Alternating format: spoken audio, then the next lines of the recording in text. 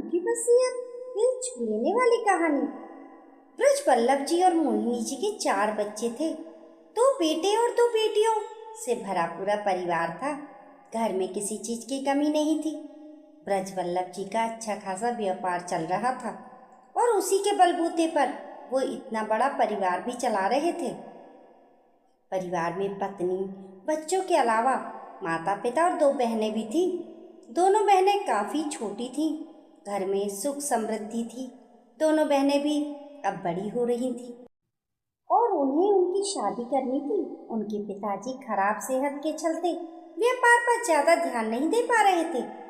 अक्सर घर पर ही रहते थे। छोटी बहनों आरती और टीना के लिए रिश्ते देखे जा रहे थे, पर अभी तक कोई बात नहीं बनी थी। दरअसल पिताजी की तबीयत को देखते हुए दोनों अपने गांव में ही शादी करना चाहती थी, ताकि उनकी सारी संभाल कर सके। आखिर गांव में ही उनके लिए रिश्ते मिल गए। आरती का ब्याह सौरभ और टीना का ब्याह विजय के साथ तय हुआ। दोनों की शादी एक साथ ही करनी थी, क्योंकि पिताजी ज़्यादा दिनों तक जीवित नहीं रहने वाले थे और वो अपनी आंखों के सामने अपनी जिम्मेदारी पूरा करना चाहते थे। रघुनाथ जी ने पत्नी के साथ मिलकर ब्याह की सारी तैयारियां कर ली और अब ब्याह के दिन नज़दीक आने पर उनके हाथ पैर फूल रहे थे। बार बार अपने पिताजी से पूछ रहे थे कि सब सही तो हो गया, कुछ कमी तो नहीं रही। उनके पिताजी बहुत खुश थे। आज बेटा उनकी जिम्मेदारी निभा रहा है। दोनों बहनों की बारातें आईं, सबका स्वागत हुआ। बड़ी धूमधाम से दोनों का ब्याह हुआ। दोनों सी गांव में थी तो आती रहती थी और अपने माता पिता को संभालती रहती थी। मोहिनी जी अपने 4 बच्चों को देखभाल करती थी। जब कोई भी बच्चा बीमार होता तो कभी टीना आ जाती तो कभी आरती खाना बना जाती थी। उन्हें जब भी अपने मायके जाना होता था तो दोनों बहनें पीछे से घर को संभाल लेती थी। आरती और टीना स्वभाव की भी बहुत अच्छी थी। उनकी भाभी उनसे हमेशा ही खुश रहती थी। एक दिन पिताजी की तबीयत अचानक और खराब हो गई। टीना और आरती तुरंत ससुराल से आ गईं। अपनी बेटियों को देखकर ही पिताजी ने अंतिम सांस ली थी। 4 बच्चे छोटे थे तो दोनों बहनों ने आने जाने वालों की हर जिम्मेदारी संभाल ली। कुछ समय बाद टीना और आरती के भी बच्चे हो गए। वो भी व्यस्त रहने लगी और अब उनका मायके आना कम हो गया। अब तो माँ बुलावा भेजती थी, तभी दोनों बहनें आ पाती थी। इधर ब्रजवल्लभ जी के भी बच्चे बड़े हो रहे थे। चारों बच्चे पढ़ाई में लग गए। दोनों बेटे आनंद और विवेक पढ़ने के लिए शहर जाना चाहते थे, पर मोहिनी जी भेजने को तैयार नहीं थी। दोनों ने अपनी बुआ को बुलाया और उन्होंने पढ़ाई का महत्व समझाया। शहर भेजने से बच्चों को मनचाही नौकरी मिल जाएगी, बच्चे खुश रहेंगे और नई दुनिया देखेंगे। तब जाकर वो तैयार हुई और दोनों बेटे उच्च शिक्षा के लिए शहर चले गए। गांव में रहकर दोनों बेटियां शिखा और दीपा ने अपनी सामान्य पढ़ाई कर ली। वो दोनों भी अपनी बुआ से बहुत ज़्यादा जुड़ी हुई थी। दोनों अपनी बुआ टीना जी और आरती जी को बहुत मानती थी। घर में कोई छोटा सा भी कार्यक्रम होता तो वो बुआओं के बिना नहीं होता था। वो आती भी थी और सारा काम निपटा कर भी चली जाती थी। आनंद और विवेक की पढ़ाई पूरी हो गई थी और दोनों भाइयों की शहर में अच्छी नौकरी लग गई थी। अब उनका भी ब्याह करना था। आनंद बड़ा था और विवेक छोटा, पर उनकी दादी की इच्छा थी कि जिस तरह दोनों बेटियों को एक साथ घर से विदा किया, उसी तरह दोनों पोतों की भी शादी एक साथ की जाए। अब उनकी भी उम्र हो गई थी। वो बीमार रहने लगी थी। ब्रजवल्लभ जी को रिश्ते तलाशने की जरूरत ही नहीं पड़ी। शहर में ही एक साथ पढ़ते हुए दोनों ने अपने लिए लड़की चुन रखी थी और वो भी नौकरी करती थी। आनंद की शादी छाया से और विवेक की शादी रीना से हो गई थी। दोनों अपनी पत्नियों को लेकर शहर जा रहे थे। मोहिनी जी का रो रो कर बुरा हाल था। सोचा था 2 बेटे हैं, दोनों बहुएं साथ रहेंगी, पर दोनों ही बेटे छोड़कर जा रहे हैं। टीना और आरती ने अपनी भाभी को समझाया कि अब नौकरी है तो बच्चे जाएंगे ही। भाभी, दिल छोटा मत करो, हम दोनों तुम्हारे साथ सदा बने रहेंगे। कुछ समय बाद ब्रजवल्लभ जी की माँ ने बिस्तर पकड़ लिया।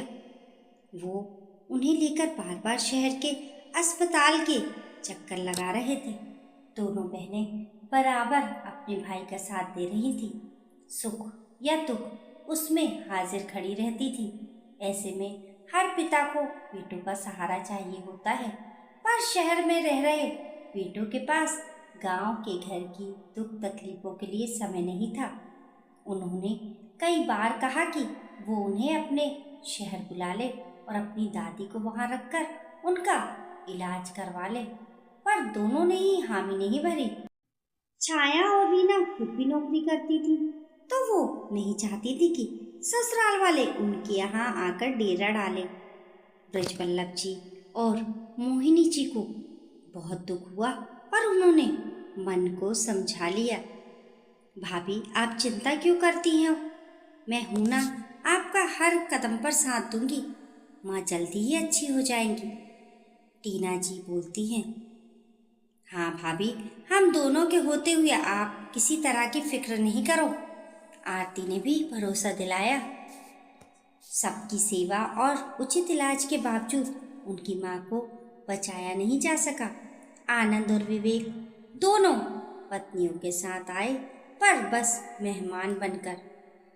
घर का सारा काम टीना और आरती और शिखा और दीपा ने संभाला।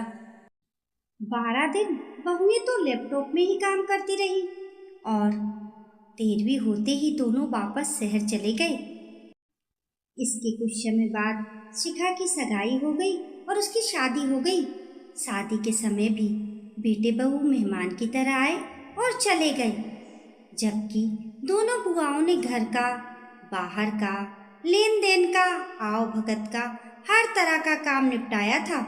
दोनों को सांस लेने की फुर्सत नहीं मिली थी। अब दोनों थकने भी लगी थी, उम्र भी हो गई थी। शिखा पर भी अपनी बुआओं का असर था और ससुराल वाले भी अच्छे मिले थे। जब भी मोहिनी जी की तबीयत खराब होती, वो भी दौड़कर चली आती और अपना फर्ज निभाती थी। दीपा की भी पढ़ाई पूरी हो गई थी, अब उसकी शादी के लिए लड़का देखना था। ब्रजवल्लभ जी ने दोनों बेटों से कहा तो उन्होंने साफ इनकार कर दिया। पिताजी, हमें हमारी नौकरी से ही समय नहीं मिलता है, तो लड़का क्या ढूंढेंगे? वैसे भी दीपा आपकी जिम्मेदारी है, हमारी नहीं। ब्याह होगा तो बता देना, हम आ जाएंगे। बेटों के मुंह से इतनी कड़वी बातें सुनकर वो हैरान थे, पर बेटों से कुछ कह नहीं सकते थे। लगातार व्यापार और घर बाहर की जिम्मेदारी संभालते हुए वो अब थकने लगे थे। पहले की तरह अब उनसे काम नहीं होता था। इतना लंबा चौड़ा व्यापार था। अब दीपा घर के व्यापार में अपने पिता की मदद करने लगी थी और बहुत जल्दी उसने बहुत कुछ संभाल लिया। दीपा को काम करते देख ब्रजवल्लभ जी और मोहिनी जी को गर्व होता था कि जो काम बेटों का था वो अब बेटी कर रही है। वो जब शादी की बातें करते तो वो कहती थी, पिताजी कर देना, इतनी जल्दी क्या है? ब्रजवल्लभ जी हंसने लगते थे और एक रात वो अच्छे भले सोए थे, पर सुबह उठे ही नहीं। घर में मातम पसर गया और दोनों बेटे भी आ गए। दाह संस्कार के साथ बाकी सारे भी काम हो गए। अगले दिन वकील बाबू भी आ गए। उन्हें वहां देखकर सबको आश्चर्य हुआ। आखिर वकील बाबू किस लिए आए थे? कहीं पिताजी कोई वसीयत तो लिखकर नहीं गए हैं? सबका शक सही निकला। आनंद और विवेक की आंखें चमक गई। आखिर पिता की जायदाद के असली वारिस तो बेटे ही होते हैं। छाया और रीना के चेहरे पर भी खुशी की लहर थी। वकील बाबू ने वसीयत पढ़नी शुरू की। मैं ब्रजवल्लभ अपने पूरे होशो हवास में अपनी जायदाद का बंटवारा कर रहा हूँ। मेरे बाद मेरी जायदाद की पहली बारिश मेरी पत्नी मोहिनी होंगी। वो मेरे द्वारा किए गए बंटवारे में कोई बदलाव नहीं करेगी, क्योंकि ये बंटवारा हम दोनों ने मिलकर किया है।